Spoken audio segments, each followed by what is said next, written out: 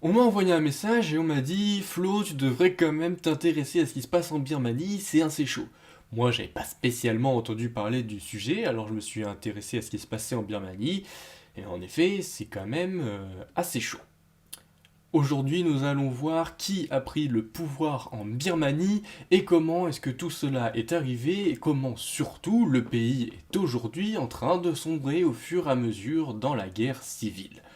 Comme d'habitude, je vais commencer en parlant un petit peu de l'histoire du pays et du contexte dans lequel tout ça est arrivé. Si jamais ce n'est pas la partie qui vous intéresse le plus, vous voulez juste savoir ce qui se passe maintenant en ce moment dans le pays, je vous invite à cliquer sur les timecodes qu'il y a dans la timeline ou que vous pouvez aussi retrouver en description comme d'habitude.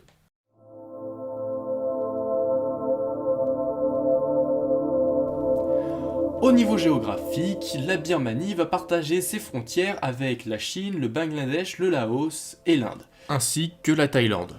En faisant quelques recherches sur le pays, je me suis rendu compte que c'était vraiment un pays avec des architectures magnifiques et même la nature a l'air vraiment magnifique. Voilà, ça n'a rien à voir, mais je voulais vous le dire. Bon, pas vraiment de rapport avec tout ce qui va suivre, mais bon, je voulais quand même vous le dire, ça fait partie de l'histoire. On a retrouvé en Birmanie des traces d'Homo erectus datant de plus de 400 000 ans et d'Homo sapiens datant de plus de 11 000 ans avant Jésus-Christ. Ouais, on a retrouvé des trucs quand même sacrément vieux. C'est entre le 6e et le 9e siècle que le bouddhisme commence à prendre de la place en Birmanie. L'Inde a une grande influence sur la Birmanie, elle va même lui donner en partie son langage, le pali, ainsi que son écriture, le sanskrit. Jusqu'au XVIe siècle, la Birmanie, alors appelée le royaume d'Ava par les Européens, n'a aucun accès à la mer. Mais ça ne dure pas car ils vont conquérir le Pégou. En 1710, les Péguans vont se révolter, mais leur domination est de très court terme car les Birmans vont reprendre le dessus, ce qui va leur donner une image de guerriers féroces et courageux en Europe. Mais la Birmanie ne s'arrête pas là et continue au fur et à mesure de s'agrandir. Les révoltes des Péguans donnent une occasion aux Européens d'intervenir avec pour idée derrière la tête de carrément s'établir. Tandis que l'Angleterre va conquérir l'Inde, la France, elle, va discuter avec le roi de la Birmanie, mais rien de particulier ne va se passer. Les ententes sont plutôt bonnes et la France va donner des armements aux Birmans. En 1824, c'est l'Angleterre qui va décider d'attaquer la Birmanie. Bien que les Birmans se défendent très bien face à l'armée anglaise va quand même finir par gagner. Puis en 1852, il y a une deuxième guerre, le roi de Birmanie est vaincu, mais il ne veut pas signer de traité. L'Angleterre va alors prendre le Pégou et le Mataban. L'Angleterre va occuper la Birmanie en 1885, mais sans jamais l'annexer. Et là, je voudrais vous proposer une petite pause pour faire une différence entre ce que c'est que annexer, occuper, coloniser, bref, des petites définitions comme on aime ici.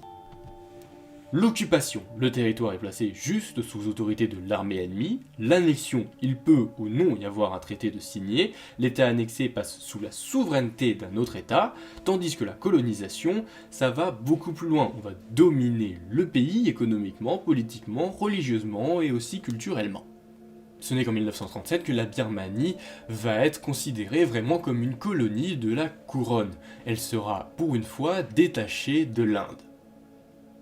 En 1942, le Japon commence à attaquer la Birmanie, et là, il y a une guerre qui fait rage en Birmanie entre les Alliés et le Japon. Le 4 janvier 1948, la Birmanie devient indépendante. Les premières années sont difficiles, puis il y a un coup d'État qui va monter une dictature militaire. Le pays va alors s'appeler l'Union du Myanmar. La junte militaire qui aura donc pris le pouvoir sous forme d'une dictature acceptera en 1990 qu'il y ait une première élection. Élections qui seront gagnées par San Suu Kyi, mais les élections vont vite être contestées puis carrément refusées.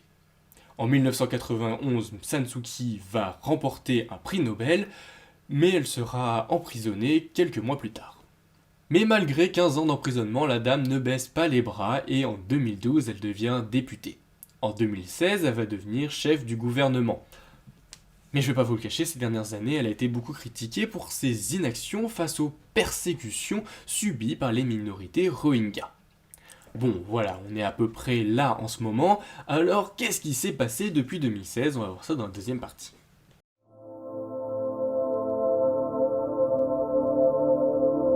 Voilà que 2020 arrive et avec elle des nouvelles élections en Birmanie. Élections remportées par la LND, le parti de San Suu Kyi. Mais l'armée va demander quand même à revérifier les votes, ce que va refuser le gouvernement. Bon, je pense que vous l'avez compris, l'armée là-bas rigole pas du tout et la junte militaire va faire un coup d'état le 1er février 2021, prenant la place ainsi de San Suu Kyi. Le coup d'état, il va pas du tout plaire au peuple, vous pouvez l'imaginer, et des milliers de manifestants sont dans la rue. Bon, je crois que je vous en ai pas encore trop parlé, mais souvent quand je fais des recherches, je passe par Amnesty International. Et là, clairement, Amnesty International dit que les prises de décision au niveau international ne sont clairement pas suffisantes, surtout au sein de l'ONU, où c'est clairement un peu la discorde, parce que la Chine et la Russie ne veulent pas condamner ce coup d'état qu'ils considèrent comme un problème intérieur au pays. Bon, l'ONU va demander une désescalade des violences car elle a peur d'un crime contre l'humanité, mais elle ne peut agir tant que la Chine et la Russie sont contre. Bon, selon les informations dont on dispose, il y aurait déjà eu plus de 700 morts dans le pays. San Suu Kyi, quant à elle, a un paquet de poursuites judiciaires au cul.